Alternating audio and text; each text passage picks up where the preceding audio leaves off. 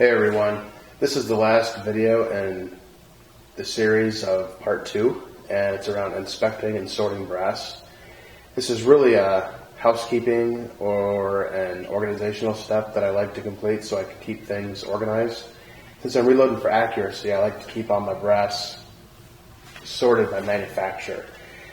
I'm not sure where I read this, but somewhere on the internet somebody posted a chart that had a bunch of different manufacturers of brass. They did an analysis on each manufacturer that manufactured the brass, and it showed the results. So what they did is they took each piece of brass, they trimmed it to a consistent length across all the manufacturers, and they filled all of the brass with water. The water was then dumped out and measured, and the results were shown in the chart.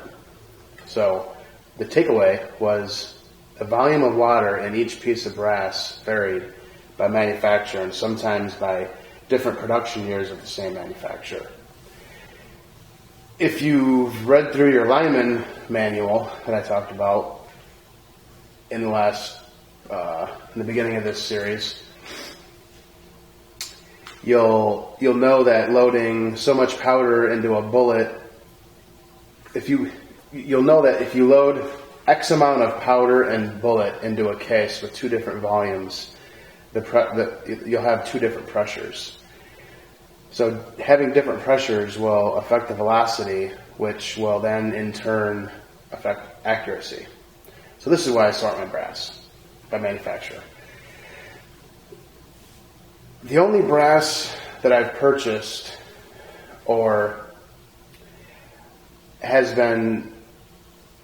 the only brass that I've purchased has been brass that I had from factory rounds. So I purchased factory rounds, I fired them, and that's the brass that I've used. I haven't purchased large batches of like 1,000 rounds of brass, whatever.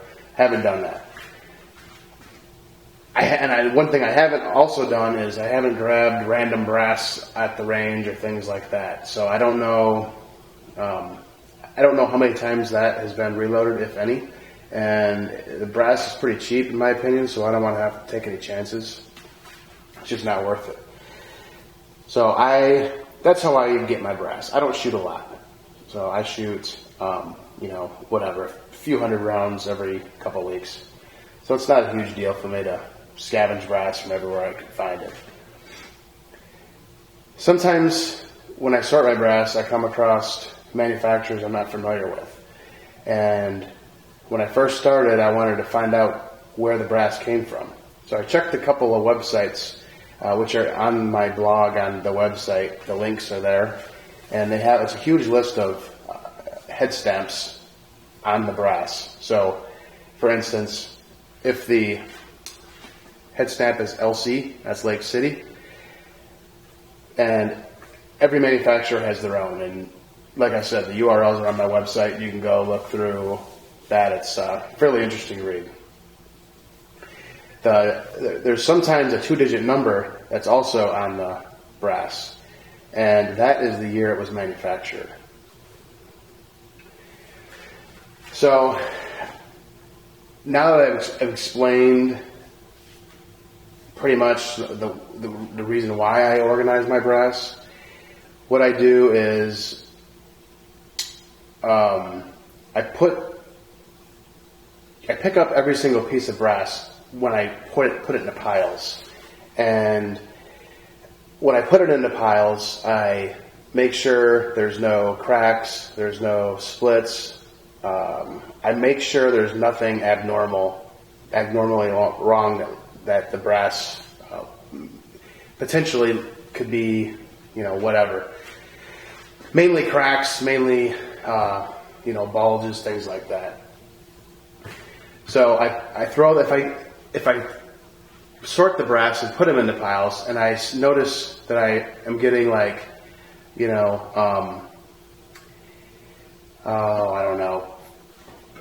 few more than normal out of the pile of brass that I'm sorting into. If maybe 1 out of 10 is screwed up, what I'll do is I'll get rid of that whole batch and just throw it away, because This may or may not be true, but I think that if there is, I think that there's a higher potential where the brass would have something go wrong with it. So that's the reason why I do that. So why do I count how many pieces of brass are in each pile? Well, as I've been going through over the years and kind of hone my skills, I realized that if you use an overall length gauge in your rifle's chamber, and figure out how far or how long or what the measurement is to the ogive, or the point where the bullet touches the land in your barrel, on each bullet, each bullet in the same box, like say you buy a box of 100 bullets, the ogive on that particular batch of bullets is going to be very close versus buying 3 different boxes of bullets. So it's kind of like buying ceramic tile. So when you put your tile in, you lay all your tile out, you put it in whatever, your bathroom, kitchen, whatever, and then you buy a couple extra boxes and put them in your attic. That way, if you get a cracked tile, you can go and replace it, and it'll match. So that's kind of the way the bullets are when you buy them. The ogive on each round is very close if you pick 5 to 10 rounds or whatever in one box versus 3 or 4 different boxes. So you don't really need to worry about all of what I'm talking about right now. I'm going to do a video that talks more about this in the future. But if you're just starting out and you have a bunch of brass, it's probably a good idea to sort it by manufacturer, sort it by year, make sure it's all in batches of like brass. Same manufacturer, same year. So you don't have to do that, but I would recommend that. Now, I don't get too fancy on my sorting. I just throw them in a Ziploc bag and I write on the bag with a Sharpie, and it seems to be working all right for me so far.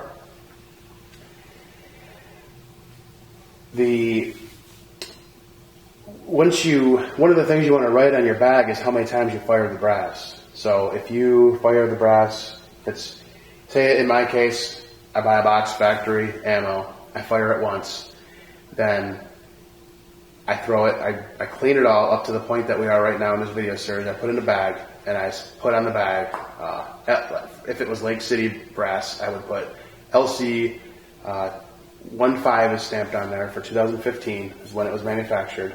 And then I would write on there quantity, 80, 100, and then I would put first fired. That means I fired it one time, and that brass is only expanded one time.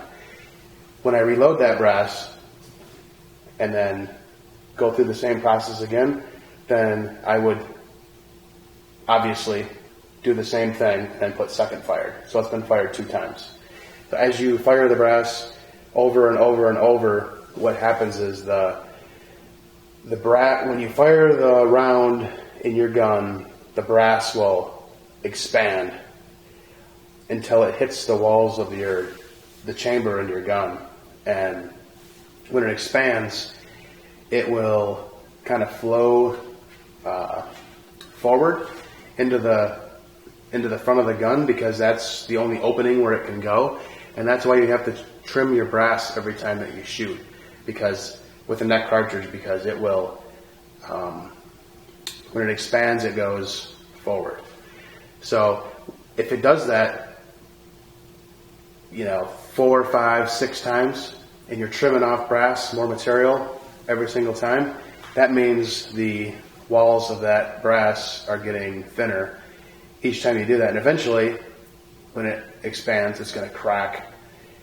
And if you reload a cracked cartridge, if you didn't inspect the cartridges like I'm talking about doing in this step here, then and you reloaded it and you had a cracked cartridge and you shot your gun, then when the primer ignited the powder would not explode forward, it would come out the side end forward, and then you'd have some major problems. So there's all kinds of stuff that can happen, and I don't even know what they are, but I don't want to find out. So that's the reason why you want to keep good records on your brass. So on a side note, if you are reloading handgun ammo, or something like 45-70, things like that, the brass is straight walled, there's no neck. So when the primer ignites the powder, the brass just expands out. It doesn't expand forward like it does on a neck cartridge. And that's the reason why you can reload handgun cartridges many more times than you can necked cartridges.